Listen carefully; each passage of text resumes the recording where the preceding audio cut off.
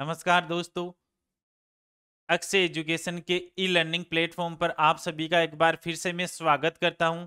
और मैं Suresh Chaudhary, faculty of Rajasthan जी के। दोस्तों, हम जो राजस्थान का भूगोल पढ़ रहे थे उसमें अपना राजस्थान का भौतिक विभाजन चल रहा था। और भौतिक विभाजन में पहला टॉपिक जो हम पढ़ रहे थे उसके अंदर चल रहा था अपना राजस्थान के भौतिक प्रदेश। और भौतिक प्रदेशों को 4 भागों में बांटा था हमने राजस्थान को, जिसमें एक भाग हो गया था अपना पश्चिमी मरुस्थलीय प्रदेश।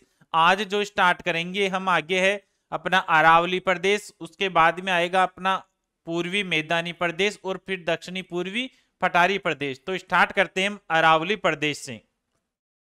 तो आज पढ़ेंगे हम अरावली प्रदेश। बात करते हैं दोस्तों अरावली प्रदेश के बारे में। राजस्थान को 4 भौतिक विभागों में बांटा गया है। कितने भौतिक विभागों में बांटा गया है? 4 के अंदर। 4 भौतिक विभागों में एक तो है पश्चिम का मरुस्थलीय प्रदेश, दूसरा है कौन सा? अरावली प्रदेश, तीसरा है पूर्व का मैदानी प्रदेश और चौथा है दक्षिणी पूर्व का पठारी प्रदेश। तो आज अपना जो स्टार्ट कर रहे हैं हम आगे पश्चिम मरुस्थल हो गया था, अब अरावली के बारे में पढ़ेंगे। अरावली का बार बार एग्जाम्स में क्वेश्चन आता रहता है, अरावली का शाब्दिक अर्थ क्या होता है? अरावली का शाब्दिक अर्थ क्या होता है? ये दीर्घ संधि से बना शब्द है, अर प्लस अवली। अवली बोलते हैं किसको? पंक्ति को बोला जाता है, इसीलिए इसे बोल देंगे चोटियों की पंक्ति। तो बार बार एग्जाम में क्वेश्चन पूछा गया है, अरावली का शाब्दिक अर्थ क्या होता है? चोटियों की पंक्ति होता है। इस अरावली को आड्डावल्ला पर्वत के नाम से भी जाना जाता है और इसे विष्णु पुराण में परिपत भी कहा गया है। क्या कहा गया है? परिपत। बात करते हैं अरावली, जो ये अपना मरुस्थलीय प्रदेश के बाद में जो दूसरा भाग आया था अपना भौतिक विभाग।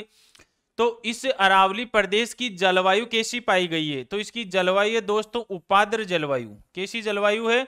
उपाद्र। इसकी पढ़ी थी हमने शुष्क जलवायु, उष्ण या शुष्क। इसकी है कैसी जलवायु? उपाद्र जलवायु पाई जाती है।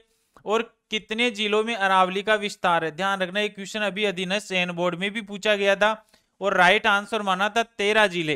कई बुक्स में आपको 16 या 17 भी मिल जाएंगे कि आंशिक छोटी छोटी पहाड़ियां उनको जोड़कर भी 16-17, लेकिन मुख्य रूप से जो माना था ना, इसका आंसर सही क्या होगा? 13 जिलों में। अब जैसे हरिमोहन सक्सेना की बुक आती है ज्योग्राफी, उसमें 11 भी दे रखे हैं। कितने दे रखे हैं? 11। लेकिन अधीनस्थ चयन बोर्ड ने भी राइट माना है 13 जिले। तो इसको आपको ध्यान रखना है, विस्तार कितने जिलों के अंदर? 13 जिलों में। इस अरावली पर्वतमाला का सर्वाधिक विस्तार है यहां पर उदयपुर के अंदर। सर्वाधिक विस्तार कहां पर दोस्तों? उदयपुर में है। और अरावली का न्यूनतम विस्तार कहां पर है? अजमेर के अंदर। अरावली का न्यूनतम विस्तार अजमेर, सर्वाधिक उदयपुर। और इस अरावली पर्वतमाला की जो सर्वाधिक ऊंचाई है ना, वो कौन से जिले के अंदर है? सिरोही में। ध्यान रखना कि अरावली पर्वतमाला की हम चोटियां पढ़ते हैं ना, तो इन चोटियों के अंदर सबसे ज्यादा ऊंची चोटियां हैं वो कौन से जिले में आती है? सिरोही में। तो अरावली का शाब्दिक अर्थ चोटियों की पंक्ति। जलवायु अरावली पर्वतमाला में या अरावली प्रदेश में उपाद्र। 13 जिलों में विस्तार है इसका। सर्वाधिक विस्तार उदयपुर और न्यूनतम अजमेर में है। और सर्वाधिक ऊंचाई कहां दोस्तों? सिरोही के अंदर है। फिर नेक्स्ट बात करते हैं हम, हमारा जो ये अरावली प्रदेश है, ये अरावली प्रदेश किसकी उत्पत्ति या किसका भाग माना जाता है? तो हमने प्रारंभ में ही पढ़ा था, पश्चिमी मरुस्थलीय प्रदेश 33 सागर का भाग था। अरावली किसका भाग है? गोंडवाना लैंड का। ध्यान रखना, अरावली किसका भाग है दोस्तों? गोंडवाना लैंड का भाग है। और इस अरावली का निर्माण काल कौन सा माना गया है? Pre Cambrian. कौन सा माना गया है? प्री कैम्ब्रियन काल या प्री कैम्ब्रियन कल्प के अंदर इस अरावली पर्वतमाला का निर्माण माना जाता है। लगभग 65 करोड़ वर्ष पुरानी निर्मित है ये अरावली। कितने वर्ष पुरानी है? 65 करोड़ वर्ष पुरानी मानी जाती है कौन सी पर्वतमाला? अरावली पर्वतमाला। अब 2-3 क्वेश्चन अलग अलग प्रकार से पूछे जाते हैं इसके अंदर। क्वेश्चन आता है विश्व की सबसे प्राचीनतम पर्वतमाला कौन सी है? नाम क्या जाएगा? अरावली। क्वेश्चन आता है विश्व की सबसे प्राचीनतम वलित या मोड़दार पर्वतमाला कौन सी है? तो भी कौन सा? अरावली। अब इस अरावली को समय के अनुसार तो हम प्राचीनतम मानते हैं और इसकी निर्माण काल या निर्माण प्रक्रिया के अनुसार इसे हम वलित या मोड़दार पर्वतमाला मानते हैं। लेकिन वर्तमान के अंदर जो अरावली पर्वतमाला है ये कैसी है, अवशिष्ट है। कैसी है, अवशिष्ट पर्वतमाला है ये। तो अभी एक एग्जाम में क्वेश्चन भी पूछा गया था, अरावली पर्वतमाला है, राइट आंसर क्या माना, अवशिष्ट। क्यों, इसलिए सबसे प्राचीनतम या सबसे वलित पर्वतमाला का उदाहरण कौन सा आएगा, तो अरावली। फिर बात करते हैं अरावली के अंदर मुख्यतः कौन सी चट्टानें पाई जाती है, तो क्वार्टजाइट चट्टानें सर्वाधिक मिलती है। इसके अलावा ग्रेनाइट या नीस प्रकार की चट्टानें भी यहां पर देखने को मिलती है। बात करें अरावली का विस्तार, तो विस्तार कहां से कहां तक है, दक्षिण पश्चिम से उत्तर पूर्व की ओर। ये तो दक्षिण दिशा राजस्थान की, ये पश्चिम दिशा हो गई। तो अरावली इधर से, ये उत्तर और ये पूर्व। तो यहां पर अरावली किधर से किधर है, ये दक्षिण पश्चिम से उत्तर पूर्व की ओर फैली हुई है। अरावली दक्षिण पश्चिम से उत्तर पूर्व की ओर फैली हुई है।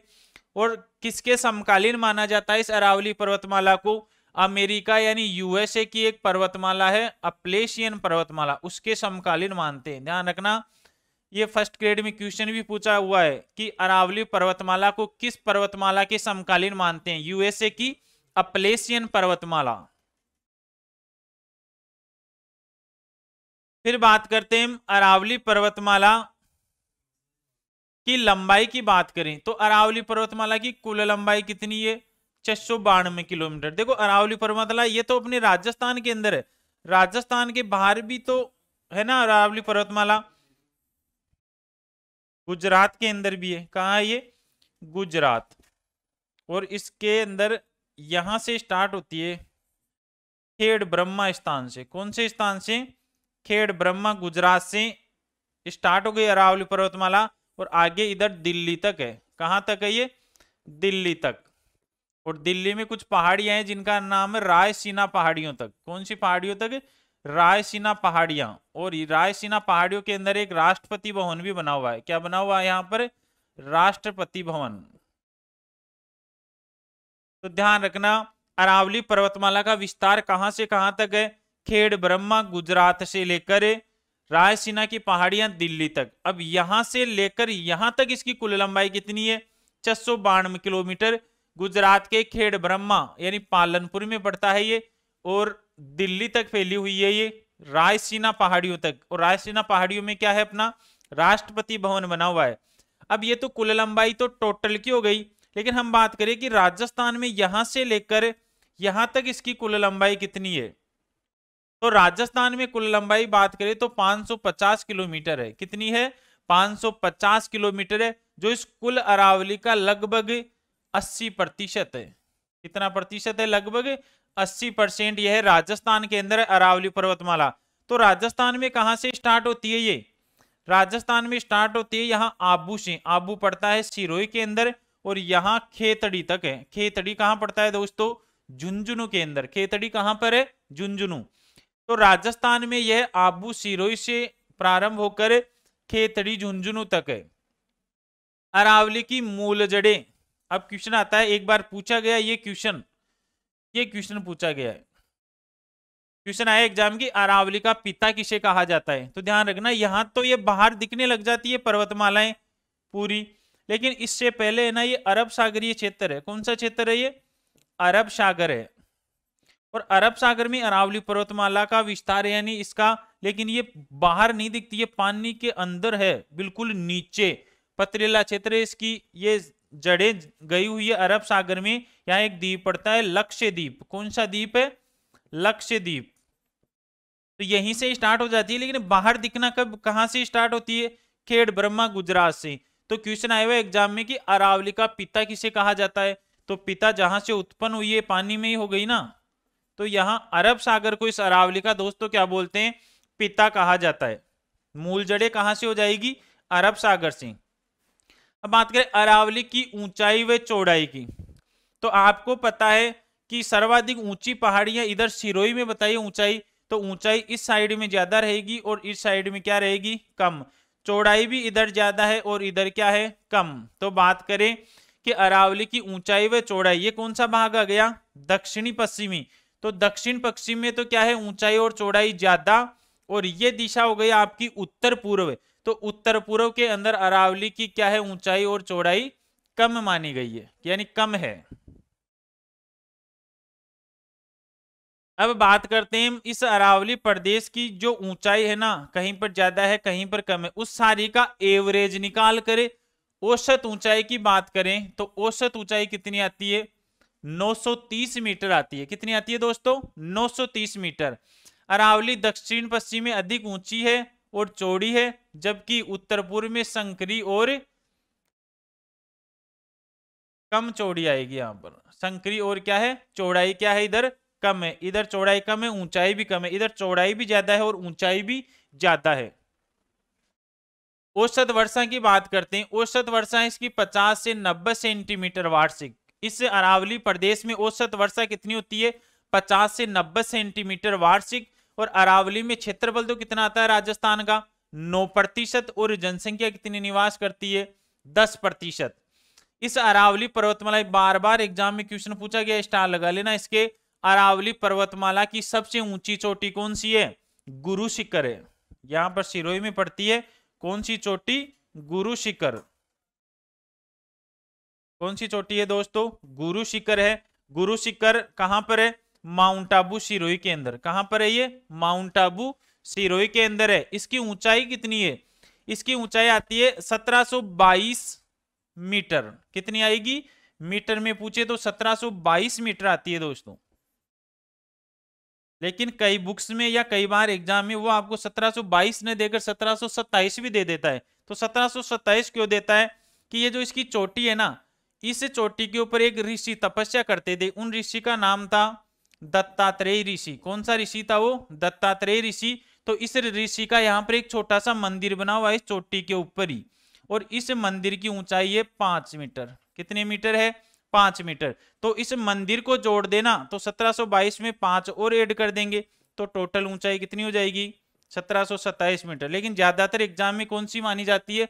1722। लेकिन 22 नहीं आए ऑप्शन में तो आप क्या कर सकते हो? 1727 मीटर कर सकते हो।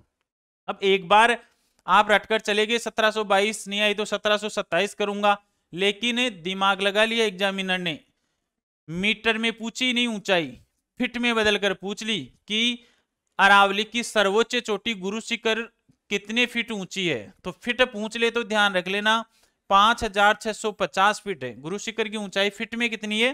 5650 फीट। उत्तर की बात करें, उत्तर दिशा में हिमालय है और दक्षिण दिशा में भारत की बात करें नीलगिरी की पहाड़ियां हैं। तो उत्तर में तो हिमालय की पहाड़ियां और दक्षिण में नीलगिरी की पहाड़ियों के मध्य जो सर्वोच्च चोटी है ना, वो कौन सी है? गुरु शिखर है। कौन सी है? गुरु शिखर। हमारे इतिहास का, राजस्थान इतिहास के पिता या जनक या प्रणेता जो कौन है? कर्नल जेम्स टोड ने इस माउंट आबू को क्या कहा है?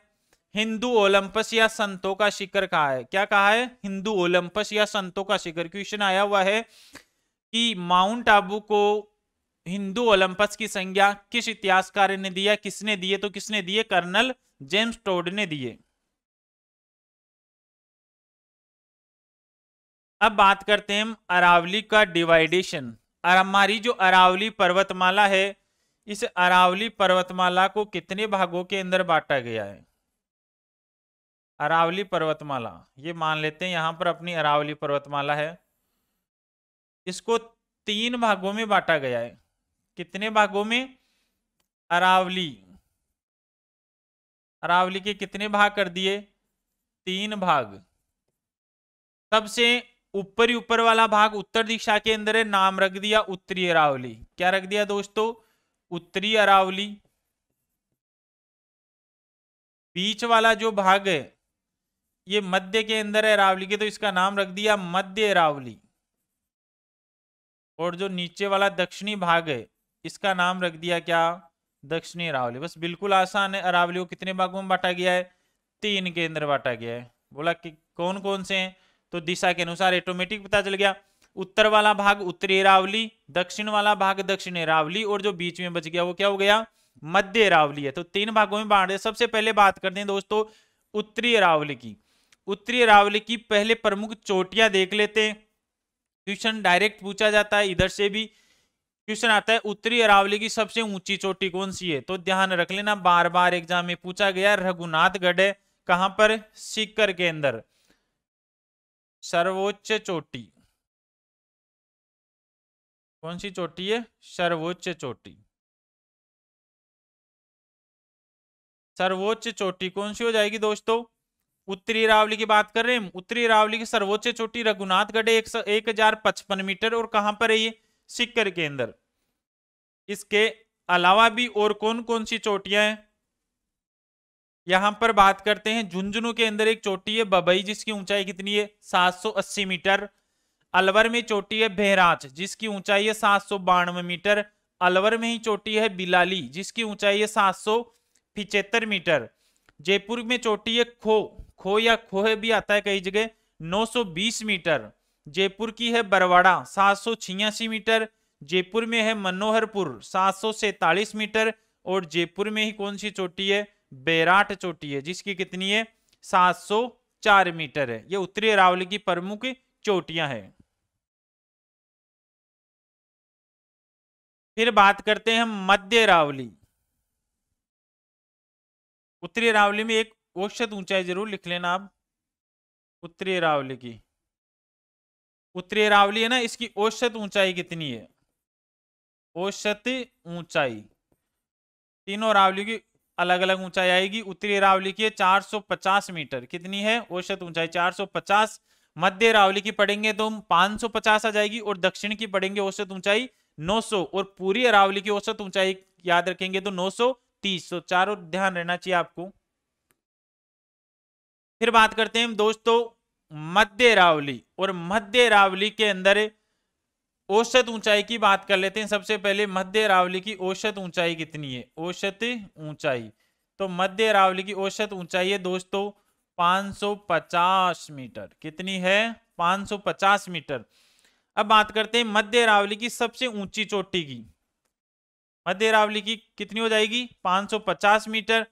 सबसे ऊंची चोटी गोरमजी, या इसे टोडगढ़ भी बोल देते हैं। क्या कहा जाता है? टोडगढ़। और ऊंचाई कितनी है इसकी? 934 मीटर है। कौन सी है? 934 मीटर। लेकिन कई कई बार गोरमजी नहीं दे रखी।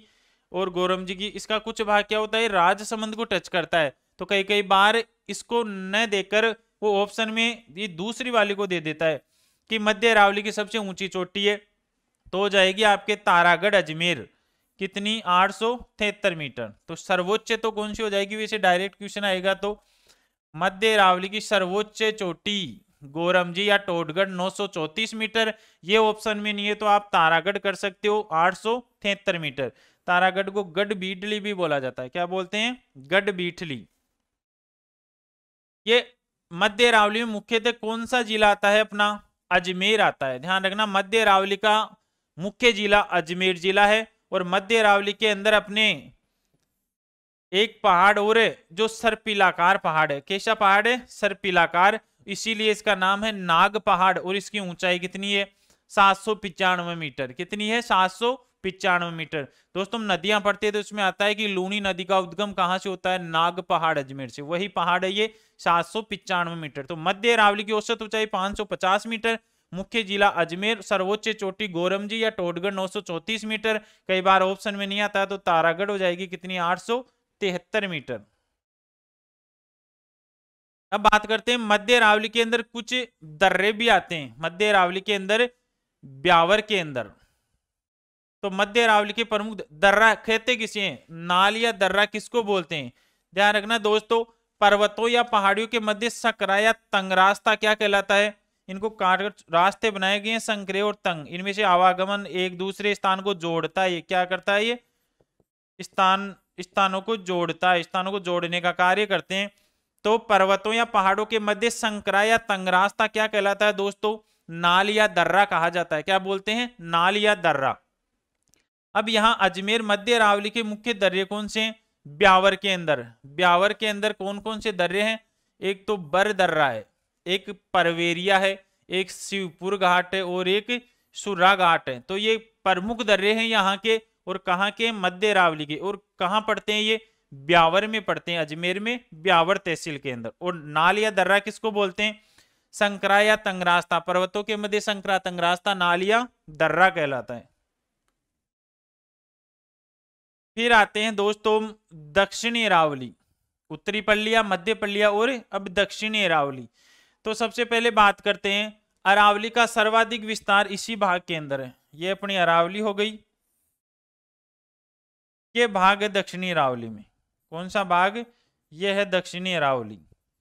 तो दिखने से ही पता चल रहा है कि इधर तो छोटी और संकरी और इधर ऊंचाई भी ज्यादा है, चौड़ी भी ज्यादा है। तो अरावली का सर्वाधिक विस्तार कौन से भाग के अंदर आ जाएगा? दक्षिणी अरावली के अंदर है।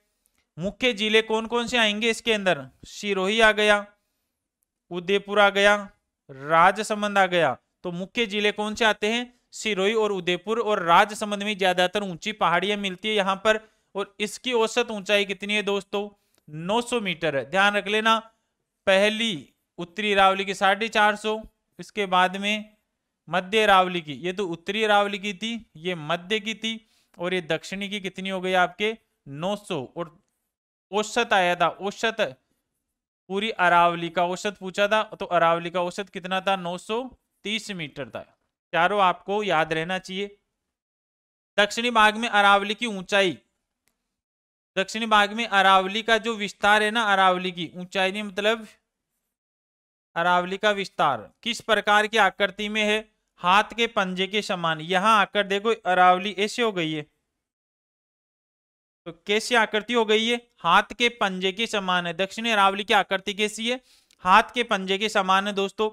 अरावली की सर्वाधिक ऊंची चोटियां भी इस दक्षिणी भाग के अंदर ही मिलती है, और सर्वोच्च चोटी है आपकी गुरु शिखर। कौन सी चोटी है? सर्वोच्च गुरु शिखर है। ऊंचाई पड़ी थी अभी 1722 या 1727। कहां पर है ये? सिरोही में। दक्षिणी अरावली की चोटियों का क्रम भी ध्यान रखना, आपको बार बार एग्जाम में इन चोटियों में से आरोही या अवरोही क्रम के क्वेश्चन पूछे जाते हैं। तो हम ये बात करें केवल दक्षिणी अरावली की चोटियों की। दक्षिणी अरावली में सबसे ऊंची चोटी है गुरु शिखर 1722, या याद रख सकते हो 1727। कहां पर है ये? सिरोही में। क्वेश्चन पूछा जाता है सबसे ऊंची चोटी कौन सी?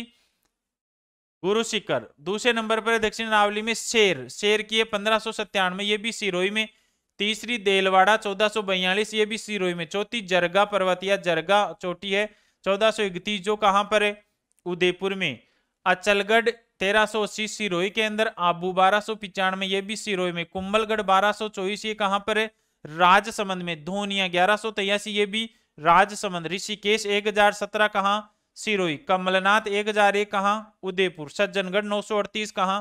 उदयपुर। और सायरा 900, ये कहां पर है? उदयपुर। तो दक्षिणी अरावली की प्रमुख क्या है? ये चोटियां है। फिर बात करते हैं दोस्तों कि अरावली के मध्य तथा पर्वतीय भागों में स्थित पठार। अरावली के अंदर कौन कौन से प्रमुख पठार है? इनमें से भी क्वेश्चन आता रहता है।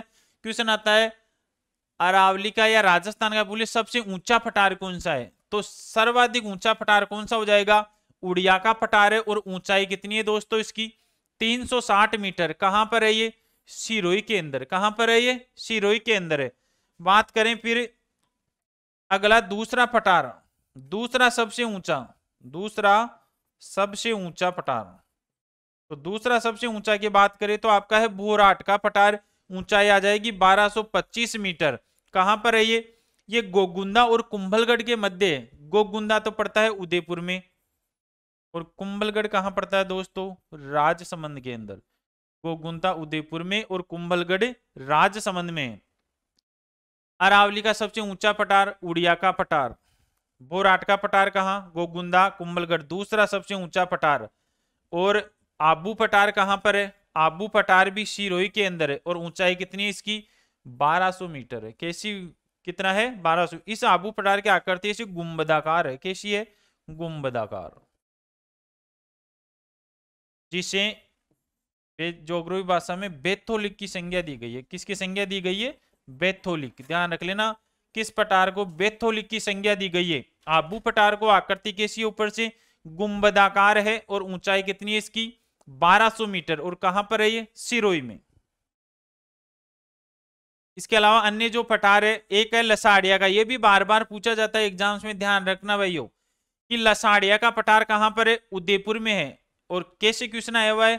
लसाड़िया का पठार स्थित है, जिला नहीं दिया, ऑप्शन में दे दिया कि उपरमाल के पूर्व दिशा के अंदर, अरावली के उत्तरी भाग के अंदर, या जयसमंद झील के पूर्व भाग के अंदर। तो ध्यान रखना उदयपुर में है। जयसमंद झील के पूर्व में कटा पटा या विच्छेदित जो पठार है ना, वो क्या कहलाता है? लसाड़िया का पठार कहलाता है। एक अलवर के उत्तरी भाग में जो पठारी क्षेत्र है ना, उसे बोलते हैं उत्तर पूर्व के भाग को पोतवार का पठार। क्या कहा जाता है? पोतवार पठार। और यहां पर ऊपरमाल का पठार, ऊपरमाल का पठार है भैंसरोडगढ़ से बिजोलिया। भैंसरोडगढ़ तो पड़ता है अपने चित्तौड़ के अंदर। कहां पड़ता है दोस्तों? चित्तौड़ में। और बिजोलिया पड़ता है भीलवाड़ा के अंदर। बिजोलिया कहां पड़ता है? भीलवाड़ा के अंदर। ऊपरमाल का पठार बार बार पूछा गया है, कहां पर है? भैंसरोडगढ़ और बिजोलिया के मध्य स्थित जो पठारी क्षेत्र है वो ऊपरमाल का पठार कहलाता है। याद रखना, भैंसरोडगढ़ में बी आ रहा है और बिजोलिया में भी बी आ रहा है, तो इसे याद रखना बीबी ऊपर है। बीबी कहां पर है? ऊपर। तो बिजोलिया और भैंसरोडगढ़ और पठार कौन सा हो जाएगा? ऊपरमाल का पठार। तो यहां पर आप एक पठार जो ये मेषा का पठार है, मेषा का पठार कहां पर है दोस्तों? चित्तौड़गढ़ के अंदर है। कहां पर है? मेषा का पठार चित्तौड़गढ़ में है। और इस पठार के ऊपर जो दुर्ग बना हुआ है, चित्तौड़ दुर्ग। कौन सा दुर्ग बना हुआ है? चित्तौड़ दुर्ग पूछा हुआ है। कौन से पठार पर स्थित है? कौन से पठार पर? मेषा के पठार पर है, जो चित्तौड़ के अंदर है। अब इसकी अरावली की कुछ अन्य पहाड़ियां हैं, तो पहाड़ियां भी ध्यान रखना, एग्जाम से पूछी जाती है। मालखेत और हर्ष की पहाड़ियां पड़ती है सिक्कर के अंदर। कहां पर है दोस्तों? मालखेत और हर्ष की पहाड़ियां सिक्कर के अंदर है। फिर बात करें दोस्तों उदयनाथ पहाड़ी, उदयनाथ की पहाड़ी कहां पर है? अलवर में। एग्जाम में पूछा हुआ क्वेश्चन है भाई, उदयनाथ पहाड़ी कहां पर है? अलवर के अंदर। कुकरा पहाड़ियां कहां पर है? कुकरा पहाड़ियां अजमेर के अंदर है। कहां पर है? अजमेर के अंदर। बात करें आडा वाला पर्वत, अरावली पर्वतमाला की जो पहाड़ियां उन्हें बूंदी में क्या बोलते हैं? आडा वाला के नाम से जाना जाता है। तो आडा वाला पर्वत कहां पर? बूंदी के अंदर। कोटा और झालावाड़ में जो पहाड़ियां हैं उन्हें मुकुंदरा की पहाड़ियां या मुकुंदरा हिल्स के नाम से जाना जाता है। बात करें जालोर की, तो जालोर में एक पर्वत है जिसे एसराणा पर्वत। क्या नाम है? एसराणा पर्वत कहां पर है? जालोर के अंदर है। रणकपुर की पहाड़ी, रणकपुर पता रहे कहां पर है? पाली में। तो रणकपुर की पहाड़ी कहां पर? पाली के अंदर। चिड़िया टूक की पहाड़ी कहां पर है? चिड़िया टूक पहाड़ी है जोधपुर में। और इस पहाड़ी पर भी एक दुर्ग बना हुआ है। कौन सा? मेहरानगढ़ दुर्ग। कौन सा दुर्ग है? मेहरानगढ़। ध्यान रख लेना, मेहरानगढ़ दुर्ग किस पहाड़ी पर स्थित है? चिड़िया टूक पहाड़ी पर है। त्रिकुट पहाड़ी कहां पर है? जैसलमेर। इसका भी ध्यान रखना, इसके ऊपर भी एक दुर्ग बना हुआ है। कौन सा दुर्ग है? जैसलमेर का किला। कौन सा किला? जैसलमेर दुर्ग। कौन सी पहाड़ी पर बना हुआ है दोस्तों? त्रिकुट पहाड़ी पर बना हुआ है। जैसलमेर दुर्ग कौन सी पहाड़ी पर है? त्रिकुट पहाड़ी पर है। तो ये इसकी अरावली की चर्चा हो रही थी। अपना दूसरा भौतिक प्रदेश पढ़ रहे थे हम। पहला पश्चिमी मरुस्थलीय प्रदेश हो गया था, उसके बाद में दूसरा प्रदेश था कौन सा? अरावली प्रदेश। तो अरावली प्रदेश की बेसिक चीजें पढ़ ली हमने। इसके बाद में हमने इसको तीन भागों में बांट दिया, उत्तरी अरावली, मध्य अरावली और दक्षिणी अरावली। उत्तरी अरावली की औसत ऊंचाई 450 मीटर, मध्य अरावली की 550 मीटर और दक्षिणी अरावली की 900 मीटर। और औसत ऊंचाई अरावली की 930 मीटर। अरावली की सबसे ऊंची चोटी गुरु शिखर 1722 या 1727 मीटर है और फीट में 5650 फीट। और इसे माउंट आबू को संतों का शिखर या हिंदू ओलंपस की संज्ञा किसने दी है? कर्नल जेम्स टोड ने दी। इसके बाद में कुछ पठार पड़े। राजस्थान का सबसे ऊंचा पठार उड़िया का पठार है 1360 मीटर, जो कहां पर है? सिरोही में। और दूसरा ऊंचा पठार है अपना भोराट का पठार था। कौन सा पठार था? भोराट का पठार। प्रमुख ये या अपनी राजस्थान में अरावली से संबंधित जो पहाड़ियां हैं, तो यहां पर अपना अरावली का जो पार्ट है वो पढ़ लिया है हमने। अब इसके अंदर कुछ पहाड़ियां और है, उनको भी आप ध्यान रख लेना, बार बार एग्जाम्स में पूछी जाती है कि आबू जो पर्वत है या आबू का भाग है, उसके पश्चिम में कुछ पहाड़ियां हैं जिन्हें 56 की पहाड़ियां बोलते हैं। तो एग्जाम में क्वेश्चन पूछा गया है कि 56 की पहाड़ियां कहां पर स्थित है? तो आंसर आएगा बाड़मेर। बाड़मेर में मोकलसर स्थान से सिवाना तक की जो 56 गोलाकार पहाड़ियां है ना, उन्हें क्या बोलते हैं? 56 की पहाड़ियां कहा जाता है। और इन पहाड़ियों में एक पर्वत है जिसका नाम है नाकोड़ा पर्वत। ये भी पूछा गया है कि नाकोड़ा पर्वत कहां पर है, तो कहां हो जाएगा दोस्तों? बाड़मेर में। फिर बात करते हैं हम जसवंतपुरा की पहाड़ियां। ये भी पूछा हुआ है। जसवंतपुरा पहाड़ियां कहां पर है? जालोर के अंदर। और इन्हीं पहाड़ियों में एक पर्वत है जिसका नाम है डोरा पर्वत। कौन सा पर्वत है? डोरा। ये भी एग्जाम्स के अंदर कुछ पहाड़ियों में आया था। डोरा पर्वत की ऊंचाई कितनी है? 869 मीटर। और कहां पड़ता है ये? जालोर में। और यहीं पर इन्हीं पहाड़ियों में सुंदा माता का मंदिर भी है। ध्यान रखना दोस्तों, क्वेश्चन आता है सुंदा माता मंदिर किस जिले में है? जालोर जिले के अंदर है। और राजस्थान का फर्स्ट रोपवे यहीं लगा था। राजस्थान का फर्स्ट रोपवे यहीं पर लगा था। राजस्थान का फर्स्ट रोपवे कहां लगा था? यहीं सुंदा माता मंदिर जालोर के अंदर लगा था दोस्तों। 2006 में प्रस्तावित हो गया था, 2007 में बना था, 2008 के अंदर यहाँ चालू भी हो गया था। तो 2006 से स्टार्ट हो गई थी इसकी प्रोसेसिंग। कौन सी की? सुंदा माता मंदिर में राजस्थान का पहला रोपवे। जालोर में कुछ पहाड़ियां हैं, तो ये भी अभी एग्जाम से पूछी जाती है अपने क्रम के अंदर। एक पहाड़ी इसराना भाकर 839 मीटर ऊंची है।